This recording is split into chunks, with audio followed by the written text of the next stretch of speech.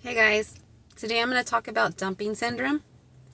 I had the RNY, which is the gastric bypass, which is a weight loss surgery, in August of 2014, I believe. So it's been 10 years since I had that.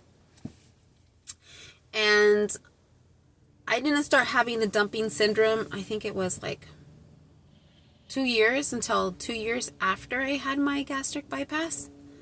When I had mentioned this to my surgeon, he told me that it was really weird because if anyone was actually going to have the dumping syndrome, excuse me, that they would have already had it right after surgery. It wouldn't be a couple years into it and then you would start having it. So that was something that he said that it was new to him. But I just thought about making a video on this right now because I just had lunch and I'm having the dumping syndrome. It's not really, really bad right now. But as soon as I ate lunch, I started feeling my stomach really cramping. Symptoms will be your stomach cramps a lot. And it's, I guess, the intestine swells, causing cramping and pain. I'll feel like right away where I had 2 tacos too, 2 small tacos, and after I didn't even finish it all. Almost finished, but not all the way. But sometimes it can happen too, like if you eat too much. I mean, eat too much or eat too fast, or it can be even certain foods too. It could be, sometimes for me it's like chicken or pork, but it's really weird too because sometimes I can eat chicken with no problem, nothing happens, and other times I might eat just a little small thing and I'm practically dying on my bed because it's horrible. Same thing with pork.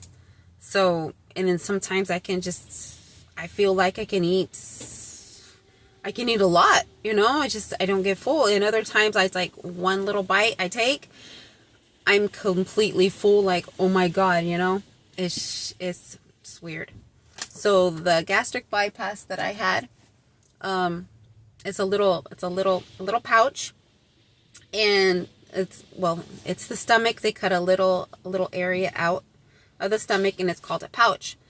And then they connect the pouch to the small intestine. So it's automatic. It just goes through my little tiny pouch right into the intestine. So that will cause intestines, because I was just looking up on it right now, it will cause intestine swelling, causing cramping and pain. You can also have fast heart rate, sweating, nausea, diarrhea, or vomiting. And this, if you go and search this on the internet, dumping syndrome, it's not going to tell you about the foaming of the mouth or the saliva. That what happens to me. I'll start to have like foam, and the foam just starts to come up immediately. And then it's really hard to explain it, but it's like the stomach is just working. It's like the way it's cramping, but it's also, foam is also coming up. So I'll come up and it'll foam, and then it's just like pure spit, right? So I can foam for hours. No kidding. I can foam for hours. I have been like this at work before. In like half a day, I'm like suffering in the office and just using my trash can to spit in because it was so bad and I couldn't move. But me too, being the way I am, I would never go home. I would never take a sick day. I would just continue working like I always do. Like I always did. But yeah, so once the foam would, I would be foaming for a long time.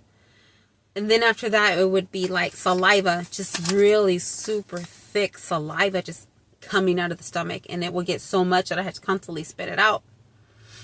But when you, like I said, if you do search up dumping syndrome, or maybe some people might have done dumping syndrome, but they don't have that foaming of the mouth or the saliva. That is, oh my God, the worst. It's just so bad. But like I said, when I had lunch, I started to feel the cramping and stuff, and I was like, I'm just gonna go to the car. I'm not gonna sit there and suffer in the restaurant. I've had that before. I've had where I've suffered in a restaurant and I went to the bathroom, and I swear I could barely even make it to the bathroom because I felt like I was going to pass out. It was that bad. And I would just sit on the toilet just like flushed, and like I felt like I was just going to faint right there. Just super sweating. And you just have to, you can't do anything about it. You can't do anything. You just have to wait till it passes.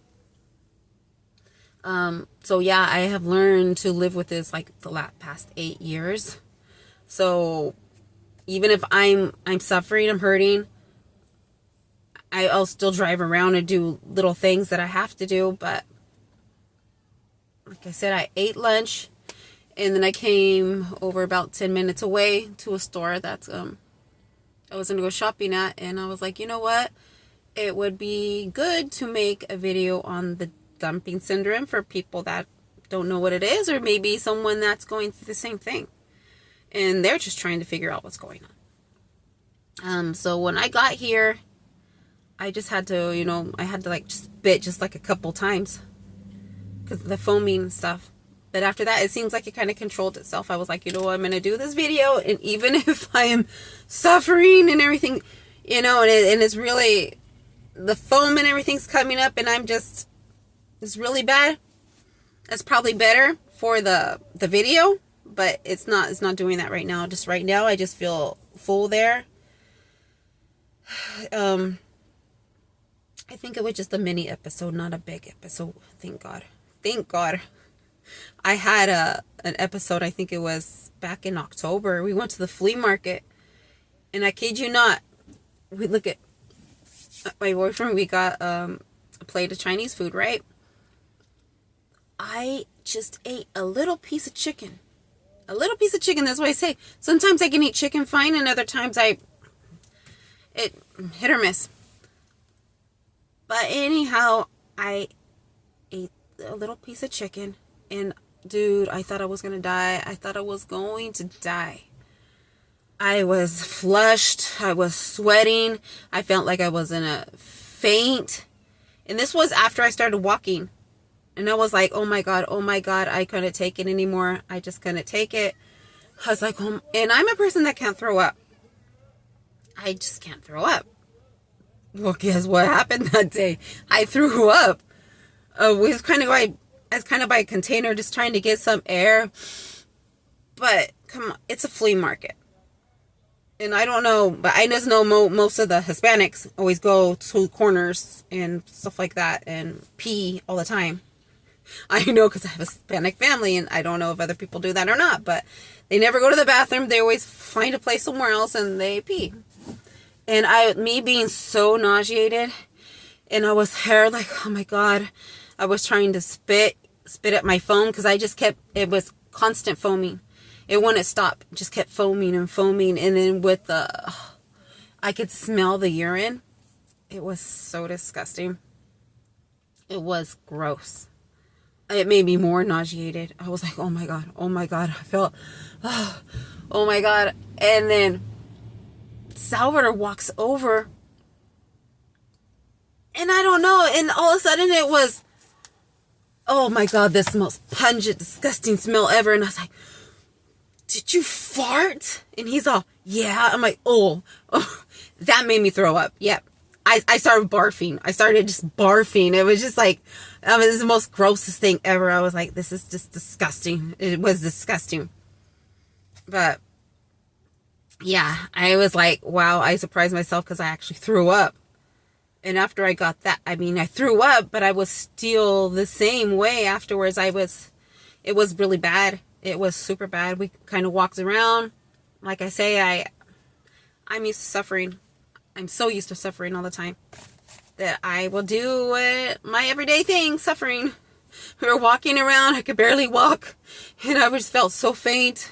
I know we were gonna auction on oh, I'm just getting hot just thinking about it. I don't want to put down the windows because I'm in a parking lot, the supermarket, and there's a lot of carts and stuff going by, and maybe I should just turn my AC on. Anyhow, we were walking around and we were gonna bid on some chickens, and I was like, oh no, I felt so bad. I'm like, we gotta go. So we went home. On the way home, I had to put my seat back. Stomach non-stop cramping and cramping and cramping. Like each cramp that I had more saliva. No, I can't even say in English. Saliva. Saliva. I would have more saliva come up with foam. Good thing I had an empty water bottle in here, and I pretty much filled it up like halfway by the time we got home. It was disgusting. Yeah, and I got home and I could barely make it into the house, and I felt like, I swear, I never checked my blood pressure when I'm like that, but I'm pretty sure it drops because I get so weak and so pale and so sweaty. But once I got into the bed, I still had those little episodes where it was, I could just feel my intestine, my stomach, my pouch and my intestine just cramping. And it's bad. And once I start to hiccup, like I just hiccup right now, I know the episode is over. It means like I'm able to go down now. And after I eat too and I hiccup, I know that's an indicator saying that. That's my indicator saying that I am full. Yeah, so I don't know if any of one of you guys have suffered with this or have someone that suffered with this. But yeah, when I had my gastric bypass, I think I was like 200,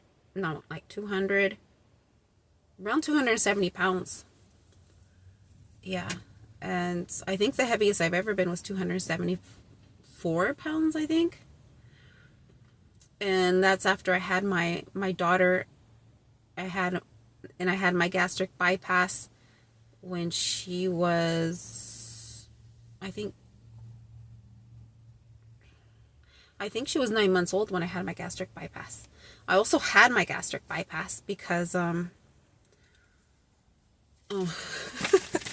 also had my gastric bypass because one doctor that I seen told me, because I'm diabetic, she told me if I had the gastric bypass, that my diabetes would go into remission, that I would no longer have diabetes. And I was like, oh, this is awesome, this is awesome. So then I started going to the classes and stuff, that you have to go to classes and stuff and learn about it and do certain things for it. And the surgeon that actually did the gastric bypass on me, he told me this is not going to make your diabetes go away. It's not going to make it go into remission. It's going to be the same. And I was like, how was that even true? Well, people that I was hearing was taking so much more insulin than I was even a worse shape than I was. How could that be true? But guess what? I got it. He performed the surgery and everything on me. After I was finished, after I got out, I couldn't eat nothing. I couldn't sip anything. I couldn't even drink water. Water was so bad for me. I would not drink it. The only thing that I found that did work for me was Propel. The Propel water, that was the only thing that would work for me. They said, okay, soft foods and stuff, and I tried. I would get so sick. Soft meats or whatever, I would get sick. No protein. I was like this for some weeks. And I can't eat anything. So guess what I did? They said, well, you're not supposed to eat chocolate or anything like that, right? I went and ate some chocolate. It didn't do nothing to me. It didn't make me sick. It didn't do anything to me. I felt good. I was like, okay. So I just started eating some chocolate, because everything else, any type of food I would eat made me sick. And me, I'm the type of person that loves natural water. I just love to drink pure water the way it is. And like I said, I couldn't even drink water. I had to have Propel in my water before I could even drink it. So I remember it was pretty bad. It was pretty bad. Yeah, but this dumping syndrome is not nothing you want. You don't want to ever deal with. It's just really bad. But anyways, like I said, I just wanted to make this video because I can make people aware of it. Or like I said, if you are suffering or you're having some issues like I do, please comment. Let me know what you did or what you do for it, or if anyone that you know goes through this. Yeah. So I think I'm better now. I'm gonna try to drink some water sometimes too. If I drink water when I'm like this, it even makes it worse. Yeah, because you can't nothing down. But I feel like I'm fine now, but I'm just going to take a little sip of water because I'm really thirsty. Let me take this sweater off too because it is really hot. Man, I think we're going to have, it feels like it's springtime already, man. Come on, California, you're not supposed to be springtime already. Even this was San Antonio, Texas. It was a couple years ago, I went to San Antonio. I'm not in San Antonio. I'm in California, Central Valley. So yeah, I'm going to go walk the store now, and you guys have a blessed day.